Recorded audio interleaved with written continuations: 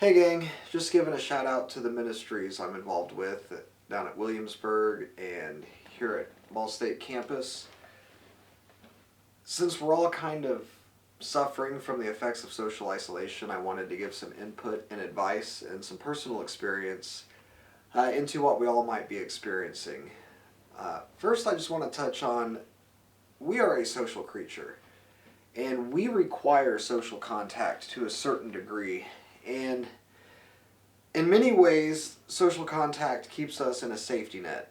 Um, Quite literally because of resources, but also because of our security and our emotions. And in these days and potentially weeks that we will be spending more by ourselves and in our own heads, we'll find that we become less grounded.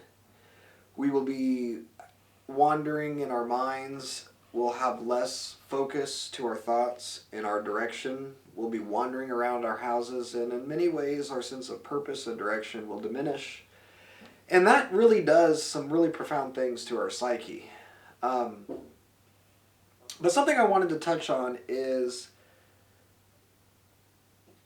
this is nothing new. Isolation has been a part of the human experience since the beginning. And in many ways, isolation can yield some spiritual benefits if we use it in our spiritual practices. But speaking to that, I have done the whole monastic thing. I'm pretty adept to the whole idea of meditation, been doing it my whole life, but this is not the same. This sucks for me because I can't go to the sauna, I can't go to the bar, I can't go exercise freely or go hiking with a group of friends. None of this is intentional. And even speaking from a background that's involved in solitude and meditation, these experiences are different. So I want to share 4 techniques that relate specifically to the experience we're having in forced isolation or situations where we don't necessarily intentionally choose to neglect social contact or withdraw away from others. And first is I want us to focus on something we're all doing anyway the entire time we're in isolation, and that's our breathing. And it doesn't matter if you're talking about Dzogchen meditation or transcendental meditation or any other structured form of meditation, they typically start with the breath. Even in yoga, one of the 5 pillars is Pranayama Yoga, which is predominantly focused on the breath and meditation. And breathing exercises are not difficult. I know a friend of mine who I used to teach meditation with would take a very erect posture like a marionette puppet with his crown of his head forward and his chin pulled down, and he would focus on his breathing. Me personally, I prefer to lay on my back and be a little bit more lazy about it. But the whole premise of the breath is just becoming aware of ourselves as we breathe. Moving forward in these exercises, I guess I should say that there's a million ways to do these things. Meditation and prayer are as unique as the people doing it. So rather than try to guide you all through these exercises like a traditional meditation video, I am going to simply describe them because I trust that most people will have the creativity and ingenuity to apply this to your own life in the ways that are most practical and feel most comfortable. So breathing exercises, like I said, are pretty universal. And you just have to become aware of your breath. So a lot of people will either focus on their nose and then work their way into their abdomen, or they'll think about their muscles and what they feel expanding and contracting as they breathe.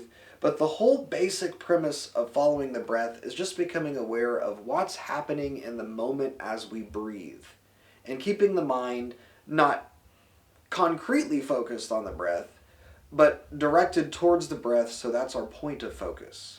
And it's difficult. We're not trying to master enlightenment here or anything. We're literally just trying to pay attention to what's happening within our body when we breathe. Plain and simple. Doesn't matter if you're on your back, in a chair, you're just trying to follow the breath in and out. Sat Nam and Pranayama. So, beyond any esoteric stuff or any deep talk about yoga, we all breathe constantly. We're all going to be hopefully breathing during this pandemic. So while we've got the benefit and the blessing of having that breath, we can pay attention to it, and it really can lay the foundation for the other 3 exercises we're going to talk about. The next exercise is kind of related to the breath in a direct way because we're going to count breaths. And most people will find that like counting an inward breath of like 6 or 9 seconds inside their head, holding for a second to 3 seconds, letting out the breath for 6 or 9 seconds, and keeping a rhythm. And that allows us to then focus and control our breathing. So you're adding another layer. So once you become aware of what's happening in yourself as you breathe, you then take a little bit of conscious focused effort to then control the amount of time you're breathing in and breathing out, and taking conscious control of your breathing muscles in between each breath, hence the pause. So you count in and breathe in for the count of 6, pause for 3 seconds, breathe out for the count of 6. And if that doesn't feel sufficient enough, breathe in for 9 and breathe out for 9. And that allows us to engage our active conscious mind into the subconscious act of breathing, which connects our outer self to our inner self.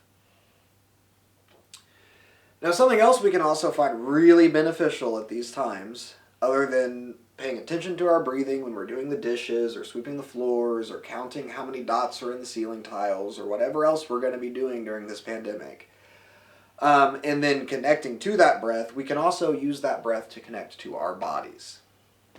Talking about psychotherapy, there's a lot of models of counseling and massage therapy both that focus heavily on being able to connect the conscious mind to muscle tension. And, we're afforded a great we're afforded a great privilege of free time. May not be chosen, but we've got it. So in that time, we can choose to pay attention to the muscle tension that's inside of ourselves. So once we've followed the breath and connected our conscious mind to that subconscious breathing pattern, we can use that time that we've created for ourselves in doing that to then reach into our bodies with our conscious mind and explore where we're tense. So you can imagine either sitting in a chair or lying on your back. You take that deep breath in and you count for 6 and you hold it and you count 6 out. But now you're focusing on specific muscles in your body, or however you know yourself. If you're a nurse or you're a doctor or you're a sports trainer and you know anatomy, focus on the individual muscles. But if you're a novice like most people, or your expertise doesn't relate to human anatomy, which most people's don't, we all know that the knee bone connects to the leg bone, and the leg bone connects to the hip bone, and all that basic stuff. So just however you conceptualize yourself, focus on it. So the top of my scalp, I may discern tension in. So I take a breath in for 6 counts, focus on that tension in my scalp, hold for a second so that I'm connected, and then intentionally breathe that tension out and let my mind release the tension in that muscle structure.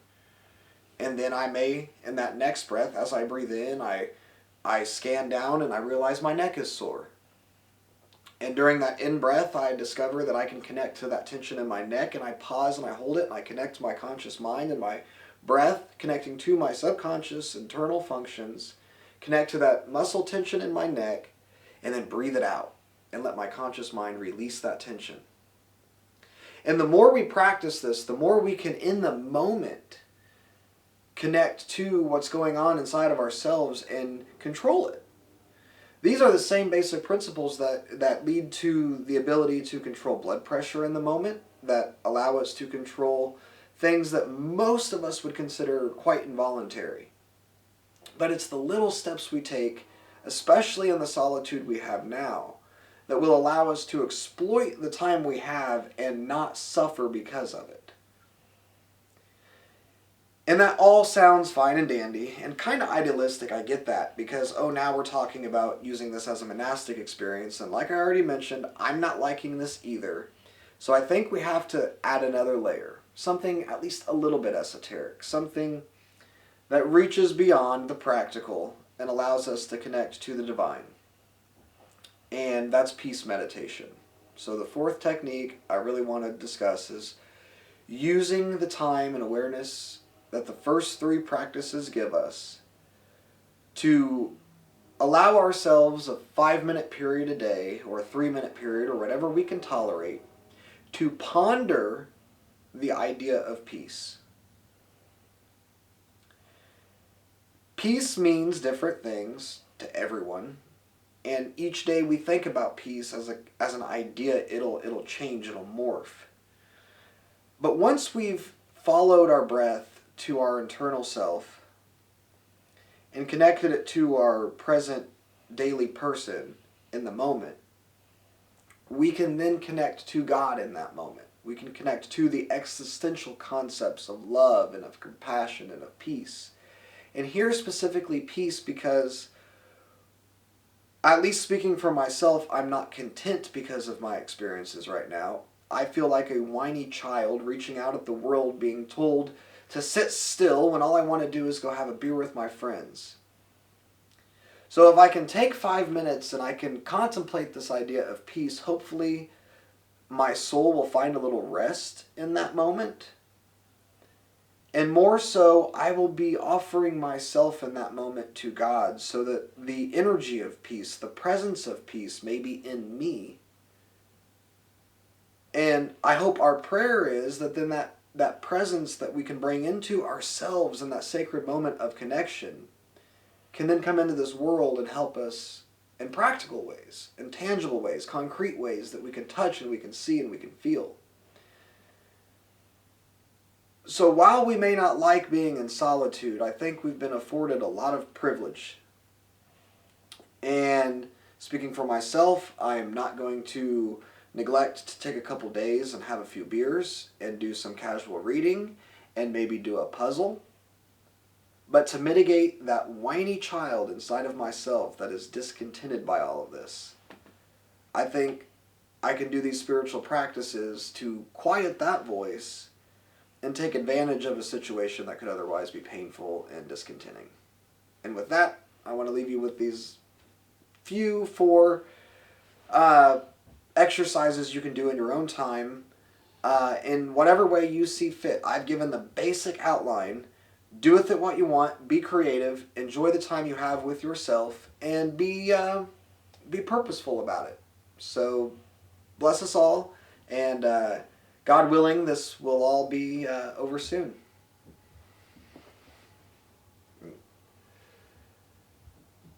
Just cut it up. Bless us all. How do you think that went?